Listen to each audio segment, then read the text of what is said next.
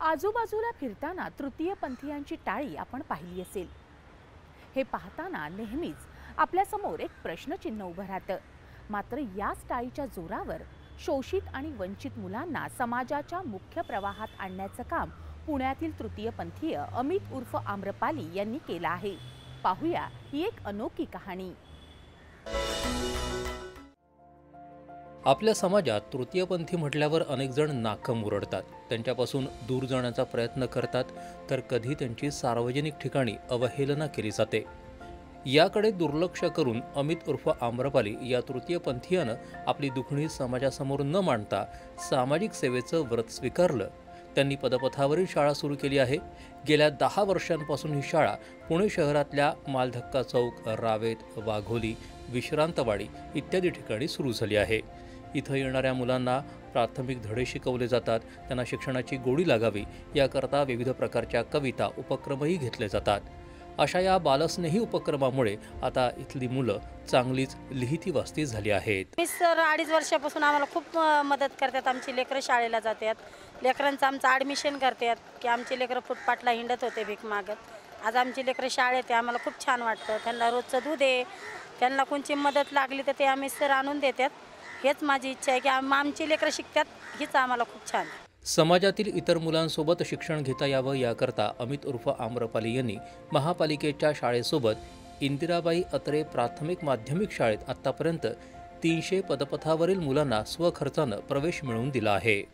आणि 2020 पासून आपल्या शाळेमध्ये स्लम एरियातले मुले, म्हणजे जे काही रस्त्यावरती राहणारी मुले आहेत, ती मुलं आपल्या शाळेमध्ये येण्यासाठी अमित उर्फ आम्रपाली मोहिते हे सावली फाउंडेशनतर्फे खूप काम करत आहेत, चांगलं काम करत आहेत। या मुलांसाठी ते आपल्याला दरवर्षी कार्यक्रमामधून ते मुलांसाठी गणवेश, तसेच शालेय वस्तू, साहित्य हे देत आहेत। आणखीन त्यांचा येण्या जाण्याचा काही खर्च असेल, कोणी डोनेशन असतील, डोनर असतील तर त्यांच्याकडूनही ते आपल्याला आणून देत आहेत। आणि अनेक गोष्टी, म्हणजे त्यांचा गणवेशापासून ते तिथं जे मुलं रस्त्यावरती राहत आहेत त्या मुलांसाठी सुद्धा ते तिथं जाऊन शिकवत आहेत। आणि तीच मुलं आपल्याकडे आपल्या शाळेमध्ये आम्ही त्यांना ॲडमिशन देतो आणि त्यांचा सगळा अभ्यास जो काय आहे शैक्षणिकदृष्ट्या तो सगळा आपण शाळेमध्ये पूर्ण करून घेतो। आपल्या मुलांचं पुढे काय होणार अशा विवंचनेत जे पालक होते त्यांच्या चेहऱ्यावर आता दिलाशाचं हसू आलं आहे। एक पुरुषी शरीरामध्ये एक स्त्री तत्वाचं अस्तित्व, स्त्रीचं मन म्हणजे मी, समाजाच्या मुख्य प्रवाहापासून कित्येक वर्ष, कित्येक दशकं, कित्येक शतकं म्हणता येईल दूर म्हणजे मी।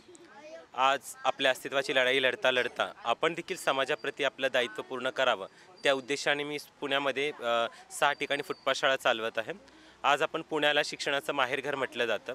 या शिक्षणाच्या माहेरघरामध्ये पर गावातून, पर जिल्ह्यातून, पर राज्यातून किंबहुना पर देशातून लोक इथं मी शिक्षणासाठी येत असतात। या ठिकाणी अत्याधुनिक कम्प्युटर लॅबने सुसज्ज अशा मोठमोठ्या शाळा, कॉलेजेस आहेत आणि त्या ठिकाणी मुलं आपले शिक्षण घेत असतात। पण या समाजामध्ये असेही एक घटक आहे जे या शाळेपर्यंत पोहोचू शकत नाही, जे रस्त्यावरती, सिग्नलवरती भिक्षा वगैरे मागतात आणि त्यांना शाळेत जाण्याची इच्छा असते पण ते शाळेत त्यांच्या परिस्थितीमुळे जाऊ शकत नाही।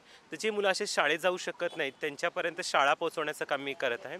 या मुलांच्या किरकोळ गरजा भागवणं, शालेय फी याकरता आम्रपाली स्टर्लिंग हॉलिडेज या कंपनीत काम करत असून त्यासोबत त्या स्नॅक सेंटरही चालवतात।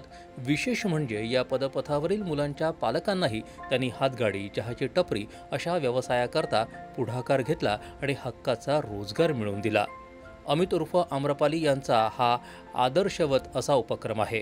आता गरज आहे अशा या उपक्रमांना डोळस समाजाच्या पाठिंब्याची। दूरदर्शन बातम्यांसाठी रोहन गवळी, पुणे।